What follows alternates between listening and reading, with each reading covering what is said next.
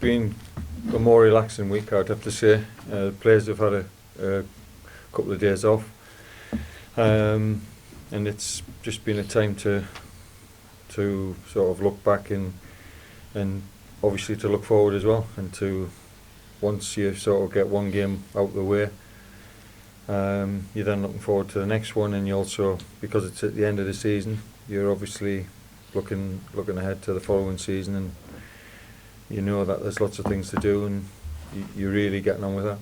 Have you had a few less sleepless nights, perhaps? Yeah, I mean, it's been a long, it seemed like a long struggle, especially since January.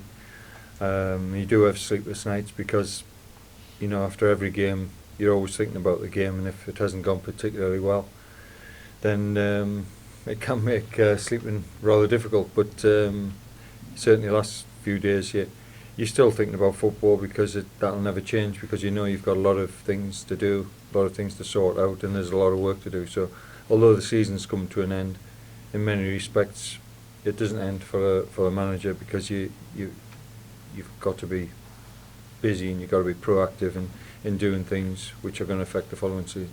I know you said at the weekend you're not particularly looking at it as a big achievement as such, because of the fact you're disappointed with the season. No, I don't think you can celebrate the fact you're finishing so low on the table. I think it'd be wrong to do that. But then you have to say that the way things were going, and with the start of the season, and with confidence low, and not having won a home game, lots of things going against the club and on a downward spiral, then safety was the target, and that's been achieved. So I'm obviously really pleased about that, because I know what it's like if you go into non-league. Very difficult to come back, and that's why it was so important to stay in this league. So I wouldn't say it's not a cause for celebration, but it's one of relief, because if you drop out of the league, then it can have a big bearing on a lot of people's futures. From your personal experience, though, since you've come in, I think the club would actually be mid-table just on your results. So is that a little bit of a pleasing thing from your point of view? Yes, I think when you come in, you want to stabilise things. You want to obviously do as well as you can, but you have to look at things realistically. So I never got carried away when we were doing well. I knew it was going to be a struggle, because I looked at all the things that were wrong. So if you'd have said at the time we'd amassed this number of points, I'd probably have taken it. But we still got 2 games to go, and certainly don't want to down tools and just give up in these 2 games. I'd like us to finish with a couple of good performances, especially on Saturday at home, and we need to be a lot better than we were on Saturday at Mansfield, because I thought that's as poor as I've seen us since I've been manager. In terms of the last 2 games, do you look at experimenting at all as well? Do you look at things for next season?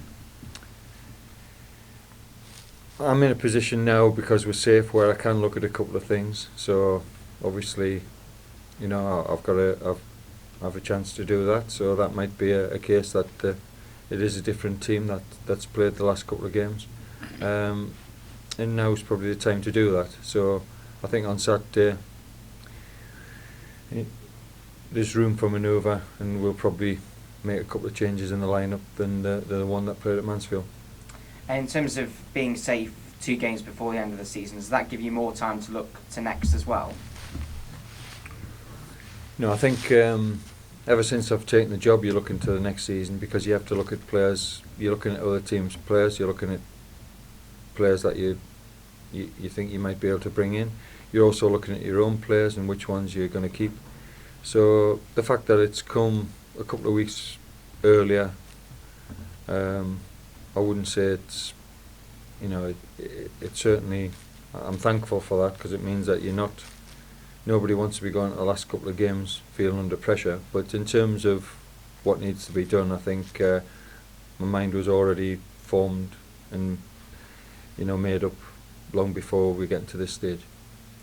In terms of looking at recruitment and things, I know you talked about Tom Pope's goals being crucial to the team.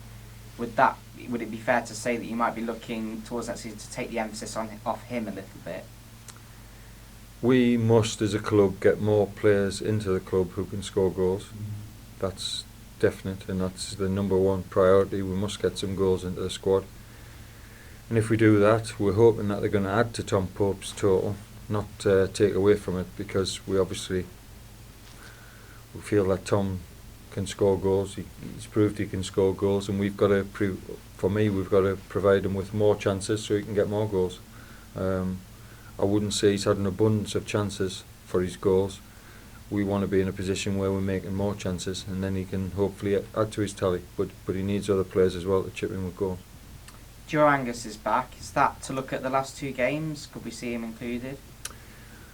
Well, I wouldn't have recalled him if Tamworth had a chance of staying up, but unfortunately they've got relegated, so he doesn't need to play in their last game. So I thought it would be better if I brought him back, and then I've got the option of playing him in the last 2 games. So there was no point in keeping him there, and now he's got a chance to, hopefully be playing in the remaining 2 games.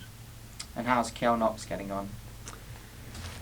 Well, he's obviously a player I don't know a lot about, because I'm not seeing him playing. What I have seen is a player who's obviously, doing his rehab from a serious injury, and also complications with that, with the operation. So I've seen a very dedicated lad who's worked exceptionally hard, works hard every day, and but from a football point of view, I think this morning's probably the first time I've seen him strike a ball. So I can't say what he's like as a player, but certainly he's shown great dedication in getting himself back, and that's credit to him. He's a player who's played on the left side of a defence. So's Christian Montano this season. What have you made of the way he's adapted to that position? Well, Christian obviously, he's always played as a winger, but I've had experience in the past where I always look at players, can they play in other positions, can I have a look at them different, and see if they can do something different in a different area. And he's adapted well to that, but unfortunately with the injury he's had, he's not been able to play the last few games, and I don't expect him to play. He certainly won't play Saturday, and there's no point in risking him in the last game of the season. So I've been happy with him when he's played at left back, but I say it's new to him, and hopefully he'll get better in that position. And what are you expecting from Carlisle this weekend? To be perfectly honest, I have no idea in terms of what formation they'll play, because they've tended to change their formation, and with it being their second last game of the season and they don't have anything to play for, they could try new players, they could try anything. So I think we just concentrate on our own team and get our own formation right, and and then we'll look at Carlisle on the day. But we're certainly not picking a team to concerned about what Carlisle are going to do. We have to look at our own players and concentrate on our own game.